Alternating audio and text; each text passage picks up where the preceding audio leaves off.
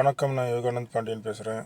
அயோத்தியில் ராமர் கோவில் கட்டி அதன் திறப்பு விழா வருகிற 22ஆம் தேதி அமைந்திருக்கிறது. இந்த சூழ்நிலையில் சங்கராச்சாரியர்கள் சிலர் இந்த விழாவில் கலந்துக்க முடியாது. ஏன்னா கோவில் முழுமை பெறலை, சாஸ்திரங்கள் படி அந்த மாதிரி செய்யக்கூடாது அப்படின்னு மிகுந்த வருத்தத்துக்குரிய நம்ம ஏற்கனவே இந்து மதத்துக்கு ஒரு தலைவர் வேணும், அனைத்து ஜாதி அமைப்புகளும் சேர்ந்து கூட அது ஒரு ஒற்றுமையோடு செய்ய வேண்டிய விஷயம். அது அப்படி ஒரு தலைவர் இல்லாத ஒரு காரணத்தினால இன்னைக்கு ஓட்டு வங்கி அரசியல்லாம் செய்யக்கூடிய மற்ற மதத்தினருக்கு பதிலடி கொடுக்க முடியாமல் இருக்குது. ஆகையால் இந்த சங்கராச்சாரியர்கள் போன்றவர்களே கூட நம்ம தலைவராக இருக்கலான்னுலாம் முன்னாடி பேசியிருக்கிறோம். ஆனால் துரதிருஷ்டவசமாக என்ன நிர்பந்தத்தில் இந்த மாதிரி நடந்ததோ தெரியல, சங்கராச்சாரியர்கள் வரவில்லை அப்படின்றது ஒரு நெருடலான விஷயமா இருக்குது. இது எதிர்கட்சிகளுக்கு ஆதாயமாக இருக்குது. எதிர்கட்சிகள் இதை திரும்ப திரும்ப சொல்லி மோடி அவர்களுடைய முயற்சினால் கட்டப்பட்டிருக்கும் ராமர் கோயில் அரசியல் ரீதியானது அப்படின்னு ஒரு முத்திரை குத்தப்படுது.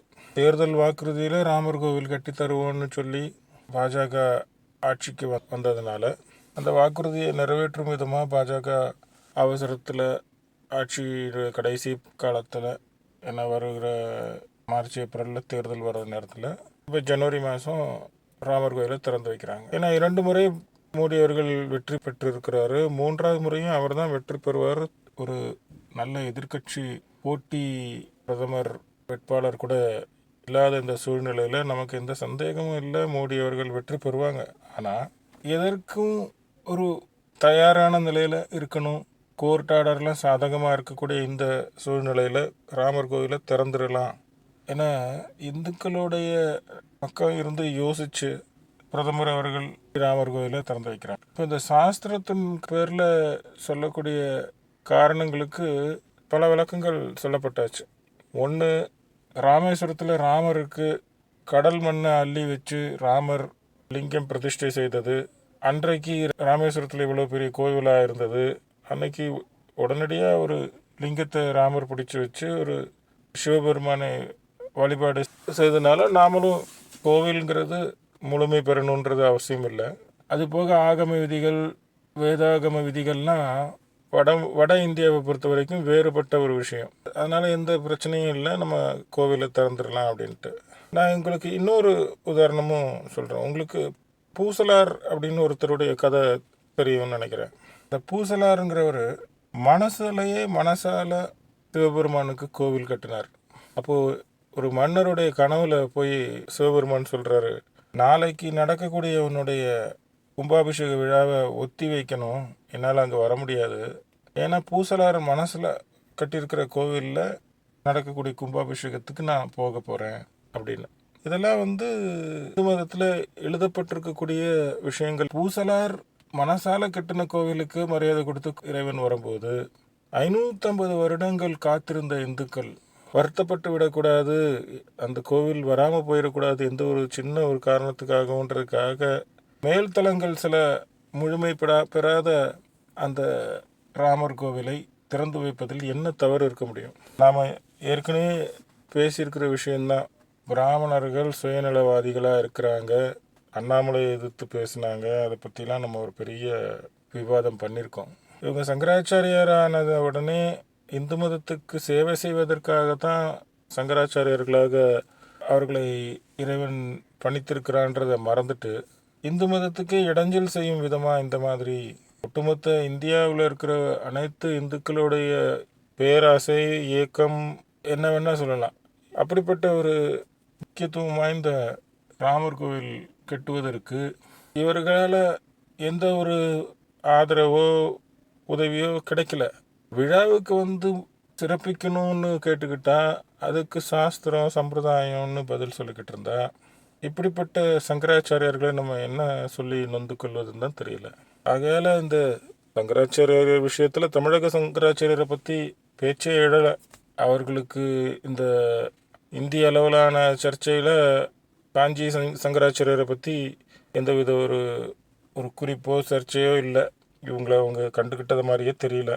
இந்து மதம் இப்படியே போய்கிட்டு இருந்தா ஒரு ஒத்துமை இல்லாமல் எது நடக்கும், என்ன யாருக்காக யார் என்ன செஞ்சிட்ருக்காங்க, அப்படிங்கிற இந்து மதத்துக்காக யார் ஒரு சிறிய உதவியோ ஒரு தேவையோ செய்தாலும் அதை அவமதிக்கிற மாதிரியே நடந்து கொண்டு இருக்கிற மற்ற இந்துக்கள் கிரிமினலி நெக்லிஜென்ட்டாக இருக்காங்க.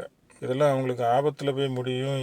நாம் பல கட்டங்களில் பல இடங்களில் சொல்லிக்கிட்டு வர்ற மாதிரி பிராமணர்கள் இந்து மதத்தில் ஒரு அங்கம், அவ்வளவுதான். பிராமணர்களோ யாராக இருந்தாலும் இந்து மதத்திற்கு உதவியாக இருக்கிற வரைக்கும் சரி, இந்து மதத்திற்கு இடைஞ்சல் செய்யும் விதமாக அவர்களுடைய போக்கு இருக்குமானால் அவர்களை ஒதுக்கி வைப்பதில் எந்த தவறும் இல்லை என்பதுதான் நம்மளுடைய பார்வை. இன்றைக்கி கூட காஞ்சிபுரத்தில் ஒரு சம்பவம், பிராமணர்களுக்குள்ளேயே தென்கலை வடகலை ஏதோ ஒரு பிரிவினையில் அவர்களுக்குள்ளாக வாக்குவாதம் கைகலப்புன்னு போயிருக்கு. அதை வீடியோவாக எடுத்து போடுறாங்க. இதெல்லாம் வேதம் படிச்சிருக்கோம், சாஸ்திரம் படிச்சிருக்கோம், டிகிரி வாங்கியிருக்கோம், பிறப்பால் நாங்கள் உயர்ந்திருக்கோன்னு சொல்லிக்கிட்டால் பத்தாது. நான் யாரையும் பிறப்பால் ஒருத்தர் உயர்ந்துட்டாருன்னு நம்பவே மாட்டேன். அவருடைய செயலால் தான் அவருடைய உயர்வு தாழ்வு எல்லாம் அமையுது. இப்போ இந்த சங்கராச்சாரியர்கள் செய்திருக்கிறது கூட ஒரு தாழ்வான ஒரு செயல் தான். அவங்கள போய் மக்கள் வணங்குவது நிறுத்திடணும் அப்படிங்கிறது தான் என்னுடைய கோரிக்கை. நாம் இந்து மதத்துக்கு ஆதரவாக பேசணுன்னு தான் நம்ம ஆரம்பிக்கிறோம். ஆனால் இவர்கள் செய்யக்கூடிய விஷயங்களை பற்றி நம்ம தீவிரமாக யோசிக்கும்போது நமது பேச்சே இந்து மதத்துக்கு எதிராக போய்கிட்டு இருக்க மாதிரி தோணலாம் அவங்களுக்கு. என்னுடைய எண்ணம் அது கிடையாது. இந்து மதம் மட்டுமே பிரதானமானது. இப்போ ஏற்கனவே பல்வேறு குழப்பமான சிந்தனைவாதிகள் நாங்கள் இந்துவே கிடையாது, நாங்கள் சுடலமடன் சாமி கும்பிட்றோம், அதுக்கும் இந்து மதத்துக்கும் சம்பந்தம் இல்லை, நாங்கள் ஆதி தமிழர்கள், இப்படியான பல குழப்பங்களை உருவாக்கக்கூடிய காலகட்டம் இது. இந்து மக்கள் ஒத்துமையாக இருக்க வேண்டியது மிகவும் அத்தியாவசியமான ஒரு விஷயமா இருக்குது. அந்த சூழ்நிலையில் எப்படியாவது இந்து மக்களை ஒரு நடுநிலைவாதியாக மாற்றுறதுக்காக மதசார்பற்றவனாக இருங்க அப்படின்னு சொல்லி பேசுகிறாங்க. ஒரு மதசார்பற்றவனாக இருக்கிறவனா தானே இன்னொரு மதத்தை கொண்டு அவன் தலையில் கட்ட முடியும். இந்த மதமாற்ற கும்பலுடைய சதி செயல் இது. இந்த சதி செயலுக்கு பதிலடி கொடுக்க முடியாமல் நம்ம எப்படி பதிலடி கொடுக்கலாம் அப்படின்னு யோசிச்சுட்டு இருக்கும்போது இந்து மதத்தை கட்டி காக்க வேண்டியவர்கள், கோவிலை கட்டி காக்க வேண்டியவர்கள் இந்த பிராமணர்கள், இவர்களே இந்த மாதிரி சின்ன சின்ன விஷயங்களில் தங்களுடைய பேரை ஏன் கெடுத்துக்கிட்டு இருக்காங்க அப்படிங்கிறது நம்மளுடைய ஆதங்கம். தவறு யார் செய்தாலும், அது பிராமணர்களாகவே இருந்தாலும் நம்ம கேட்க தான் வேணும்.